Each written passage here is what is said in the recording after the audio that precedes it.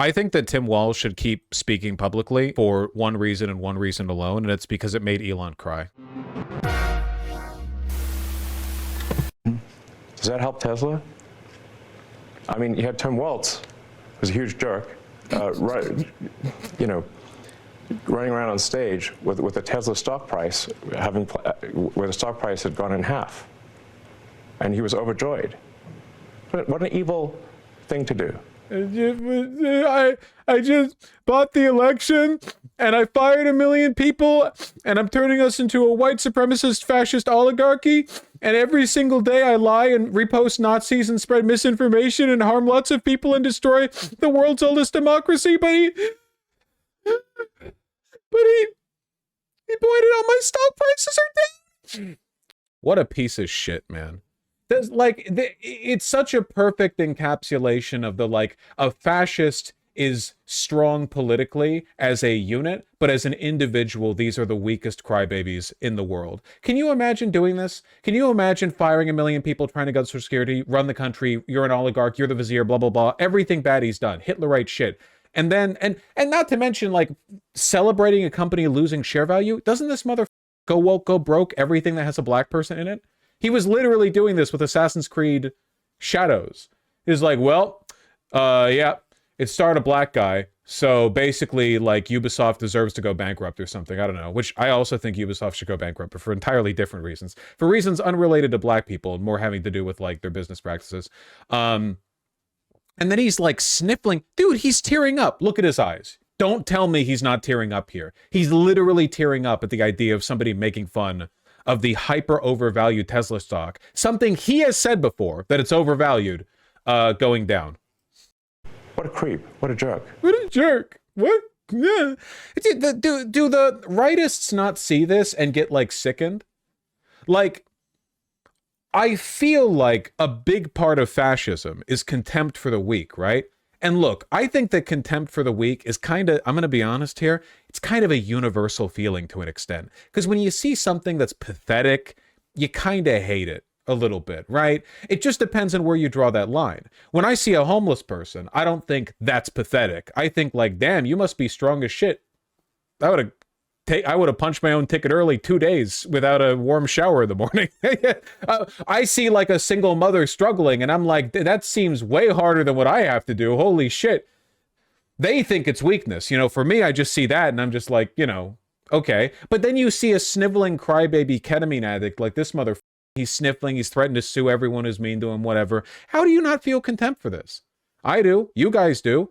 It's not just about him being evil. Even if Elon wasn't doing all the political shit that he was, it's just you're crying over this? It's pathetic. Do fascists not get disgusted at this? I don't know. He has such a bullyable face. You want to bully him. Because he conveys at every moment of his life the fact that you could, give him a swirly and he would cry. You would get the exact reaction you would want out of him every time. A Tesla short stock is currently beating the market. Somewhere in America, there is a person who dumped a lot of money to short Tesla stock the day of the inauguration, and that guy's made himself a pretty penny. Can't believe he didn't bring his little human shield for the interview. Yeah, have a kid on his lap to I can't believe they would do this to me and to my little boy X or something like that. Imagine if Kamala put out outright pro-trans ads. I bet she would win. Walz was literally saying that in one of his rallies. He's been picking up my attention a little bit. For the most part, I've been looking at what he's been doing with some interest, but I don't think he has the sauce to be a presidential candidate, so I haven't been engaging with it very extensively. This is the first time that I've heard this straight out of the, this is a sentiment. I mean, we've all said it, right? But it's nice to see it repped. Here's it being posted by N Wokeness because it's, it's meant to be derogatory towards him, but. That our strength is our diversity. We've been talking about this for years as a country of immigrants, and we let them define the issue on immigration. We let them define the issue on DEI, and we let them define what woke is. We got ourselves in this mess because we weren't bold enough to stand up and say, you damn right we're proud of these policies. We're going to put them in, and we're going to execute them. And we're going to execute them. Walz, you can't be saying that. White boy, you can't be saying that yet. You have to establish the dictatorship of the proletariat first. Really, though, it's so refreshing to hear this being said by someone that's been, like, you know, this close to the heart of power in the DNC. Didn't Dems get an approval bump that was noticeable when they shut down that anti-trans bill? I think so. I don't really remember. I feel like I remember that. I could be off. Either way, no. Like, we know, we can see this by looking at, like, opinion polling over time. We know for a fact that you are more popular as a candidate if you have strong convictions and you stand by them. It's crazy that the Democrats have fallen so far that we forget this, you know? That you could, as a political party, you could reach a point where people are like, well, people would like you more if you cared about things. And they're like, oh,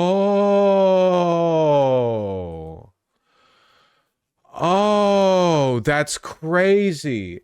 People like it when you believe things? Oh, like, it's genuinely shocking to a lot of them, I think. Why are Democrats convinced that people's minds can't be changed? I don't know. I don't know how much of it is malicious and how much of it is incompetent. But there is, like, this underlying, and it's implied by so much of their messaging, a lot of Democrats genuinely seem to believe that people's opinions are these, like, unchangeable, unerring things that must simply be responded to. You know, you can't ever change people's opinions. You can only respond to the way people already believe, which is obviously not how the world works. And Trump keeps winning despite having to bend the entire Republican Party and now the country to his will. I don't know, man.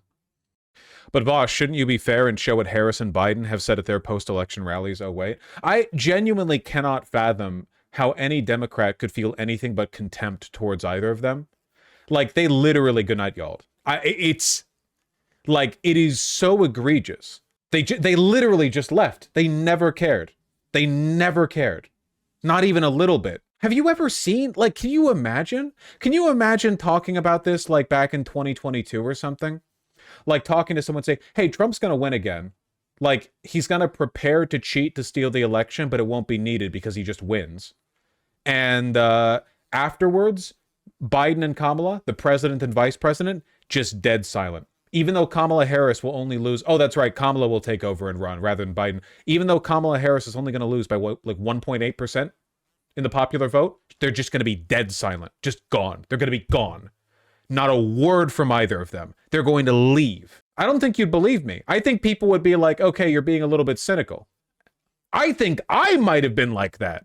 I think I would have been like, okay, they're going to do some, like, insincere, you know, post-election wrap-up rallies or whatever. Nope. No, they're not. And meanwhile, Tim Walz has been running around. I'm kind of glad they're leaving, though. I'm glad they are, because I think that their influence can only be bad. It can only be harmful. But at the same time, like, it's just a reinforcement of how bad they are, right? I want them gone because I don't want people who would leave after losing an election to exert political influence over the party after they lose. You know what I mean? It fulfills itself, essentially. To be fair, Biden did offer to help again, like, last week, finally. Yeah, and no one cares. You know, I don't think I would have expected it from Beto O'Rourke. So no more playing nice. In my opinion, just mine alone, Chuck Schumer needs to step aside, resign.